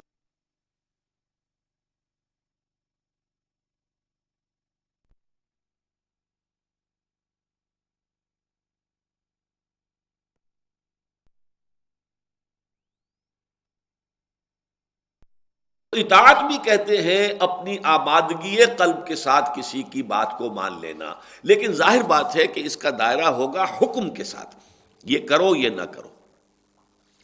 اتباع کا دائرہ اس سے بہت آگے ہے۔ اتباع یہ ہے کہ جو کچھ رسول کرتے ہیں وہ کرو، چاہے وہ کہتے نہیں تمہیں۔ اتباع تو یہ ہے، انہوں نے حکم نہیں دیا تمہیں، لیکن کرو اس لیے کہ رسول کر رہے ہیں، تم بھی کرو۔ یہ اتباع جو ہے، آدمی خود اس چھان بین میں رہے حضور کو کیا چیز پسند ہے، چاہے حضور نے اس کا حکم نہیں دیا۔ اب آپ کو معلوم ہے بعض چیزیں ہیں حضور کو فلاں شے کھانے کی پسند تھی، اب کوئی شخص اسی جذبے کے تحت وہ چیز زیادہ رغبت سے کھاتا ہے کہ میرا مزاج بھی حضور کے مزاج سے قریب ہو جائے، چاہے حکم حضور نے دیا یا نہیں دیا۔ جو عمل ہے حضور کا صلی اللہ علیہ وسلم، اس کی پیروی کرنا، اس کے پیچھے چلنا، خود تلاش کرنا، خود آگے بڑھ کر معلوم کرنا کہ حضور کو کیا پسند ہے، چاہے اس کا آپ نے حکم نہ دیا ہو لیکن اس پر عمل کرنا، یہ اتباع ہے، پیروی کرنا۔ رسول کا اتباع تو در حقیقت ان لوگوں نے کیا جنہوں نے زندگی میں کوئی شے اپنے لیے نہیں بنائی، کوئی شے اپنے پاس ریٹین نہیں کی۔ حضور کا عمل تو یہ ہے، کوئی دولت آپ نے جمع نہیں کی،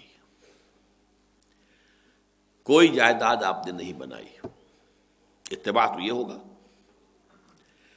حضور کا اتباع تو یہ ہوگا کہ جب سے وحی کا حکم آیا ہے یا ایھا المدثر قم فانذر وربک فکبر، پھر ان دو کاموں کے سوا آپ کی کوئی طاقت، کوئی قوت، کوئی صلاحیت، کوئی وقت صرف نہیں ہوا، دعوت دین اور اقامت دین۔ کوئی کاروبار آپ نے نہیں کیا،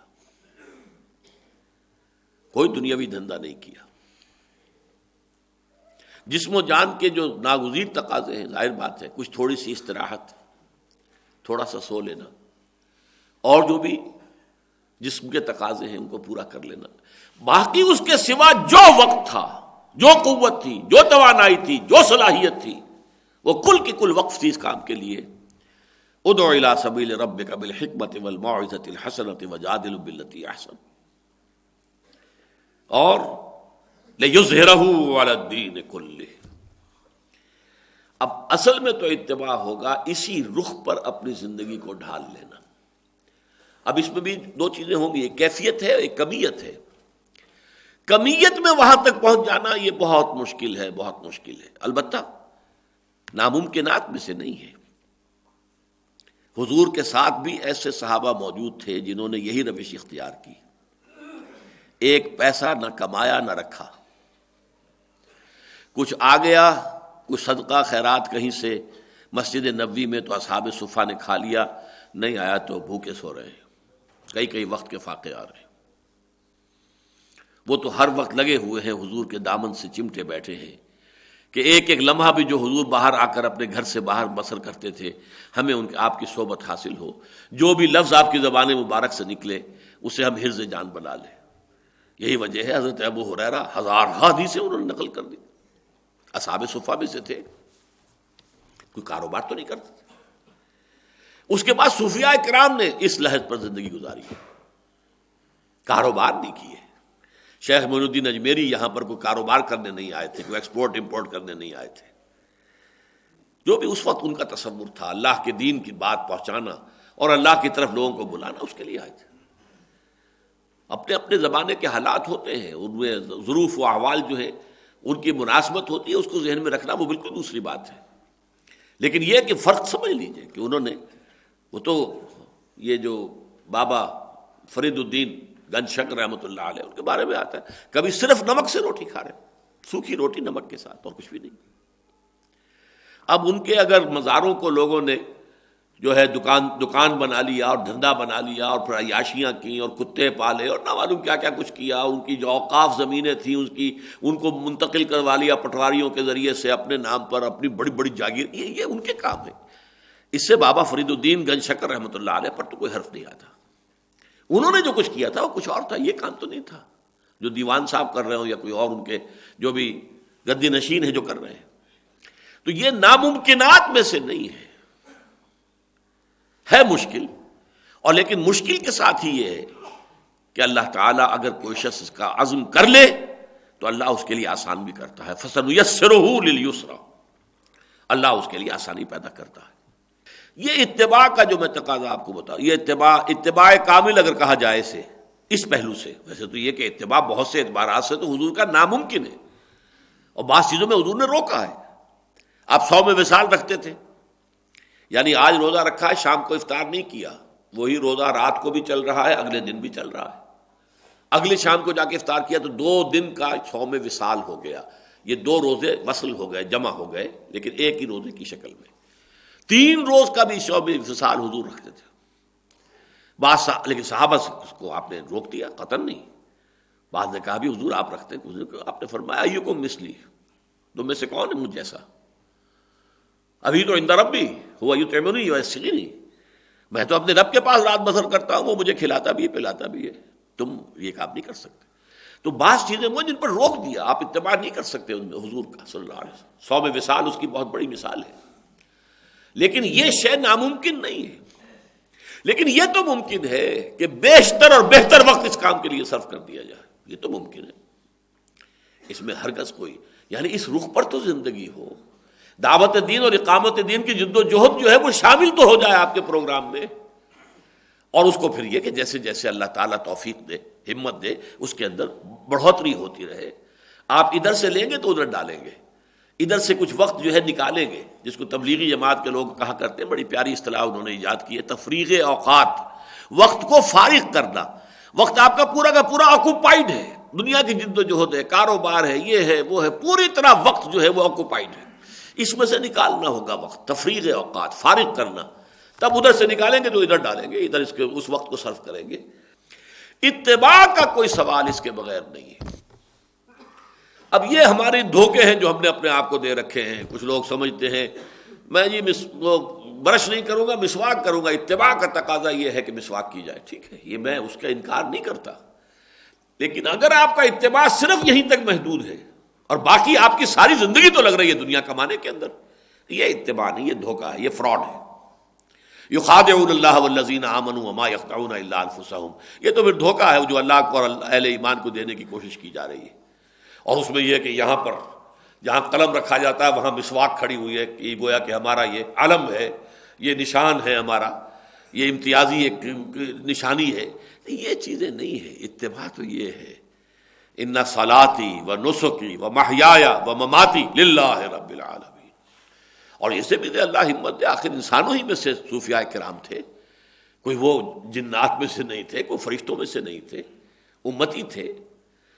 اب طریقہ کار کا معاملہ جو وہ ایک علیحدہ بات ہے، لیکن یہ کہ بہرحال انہوں نے یہ کیا کہ جو بھی کچھ تھی اپنی پونجی، توانائی، قوت، صلاحیت، محنت اور وقت، اس کی پوری پونجی کو لگایا اسی کام کے لیے. لیکن یہ کہ اس درجے تک وہ بھی اللہ تعالیٰ آخر فَسَنُيَسِّرُهُ لِلْيُسْرَىٰ، آپ قدم تو اٹھائیں، آغاز تو کریں، فیصلہ تو کریں، بسم اللہ تو کریں، اس کے بعد اللہ تعالیٰ راستے کھولنے والا ہے. تو یہ جو اطاعت اور اتباع کا فرق ہے وہ اس مقام پر، اور قرآن مجید میں یہی مقام ہے واضح طور پر کہ جو ان دونوں چیزوں کو اس طرح یکجا کر کے بیان کر رہا ہے. قُلْ اطیعوا اللہ والرسول، کہہ دیجیے اطاعت کرو اللہ کی اور رسول کی. اس سے تو سرتابی کرنا کفر ہو گیا. فَإِن تَوَلَّوْا فَإِنَّ اللَّهَ لَا يُحِبُّ الْكَافِرِينَ، پھر اگر وہ روگردانی کرے تو اللہ کو کافر پسند نہیں ہے بالکل. یہ تو گویا کہ کفر ہے حقیقی اعتبار سے، چاہے معنوی اعتبار سے نہیں، وہ مسلمان ہی رہتا ہے، شریعت کے احکام کی خلاف ورزی بھی کر رہا ہے، وہ تو ٹھیک ہے. امام ابو حنیفہ کا رحمۃ اللہ علیہ یہ مقولہ بالکل صحیح ہے کہ گناہ کبیرہ سے بھی کوئی شخص کافر نہیں ہوتا، اسلام کے دائرے سے نکلتا نہیں ہے. زانی بھی ہے، آپ نے اس کو رجم بھی کیا ہے، پھر بھی اس کی نماز جنازہ آپ پڑھیں گے کہ تھا مسلمان وہ. اور چاہے کسی کا چور کا ہاتھ کٹا ہے، ٹھیک ہے، سزا اسے دی گئی، مسلمان ہے وہ. تو مسلمان ہونا اور ہے، لیکن معنوی طور پر یہ کفر ہے کہ آپ اللہ کی یا اللہ کے رسول کی اطاعت سے سرتابی کریں، یہ کفر ہے. البتہ اس سے اونچا درجہ ہے اتباع کا، حضور کا اتباع.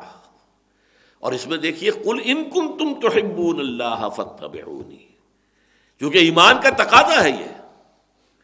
یہ ہم پڑھ چکے ہیں، سورہ بقرہ میں آ چکا ہے، والذین آمنوا اشد حبا للہ. ایمان کے لازمی تقاضوں میں سے ہے. جو لوگ حقیقتاً مومن ہیں ان کی شدید ترین محبت اللہ کی ذات کے ساتھ ہوتی ہے. اشد ویوم القیامت یردون الی اشد العذاب، قیامت کے دن وہ جھونک دیے جائیں گے شدید ترین عذاب میں. اشد، وہی اشد کا لفظ یہاں آیا ہے. والذین آمنوا اشد حبا للہ، اللہ کی محبت. لیکن اللہ کی محبت جو ہے اس کا تقاضا پھر در حقیقت اتباع رسول ہے. قل ان کنتم تحبون اللہ، اے نبی کہہ دیجئے ان سے اگر تم محبت کرتے ہو اللہ سے، یعنی اگر تم حقیقتاً مومن ہونے کے مدعی ہو، فاتبعونی، تو میری پیروی کرو، میرے نقش قدم پر چلو. امیٹیٹ می، میری نقالی کرو. یہ امیٹیشن محمد کی صلی اللہ علیہ وسلم، نقش قدم پر چلنا. اس کی مثالیں اگرچہ وہ چیزیں جو ہے ایک اعتبار سے صرف جذباتی ان کی حیثیت ہے، لیکن مثال کے طور پر عرض کر رہا ہوں کہ ایک صحابی نے کہیں باہر سے آئے تھے، دیہاتی بدو، ایک ہی مرتبہ حضور کو دیکھا اور اس وقت حضور کے کرتے کے بٹن جو ہیں وہ کھلے ہوئے تھے. انہوں نے پھر ساری عمر اپنے کرتے کے بٹن لگائے نہیں. انہوں نے حضور کو اسی حال میں دیکھا تھا، اسی حال کو انہوں نے اپنے اوپر لازم کر لیا، کوئی حکم تو نہیں تھا اس میں. یا حضور ایک سفر کے دوران ایک خاص درخت کے نیچے سے ہو کر گزرے تھے.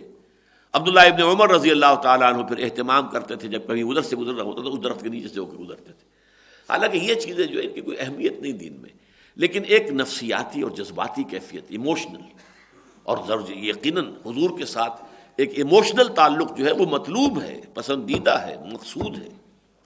صرف ایک منطقی نہیں، صرف قانونی اور دستوری نہیں، جذباتی، قلبی ایک کیفیت، نفسیاتی.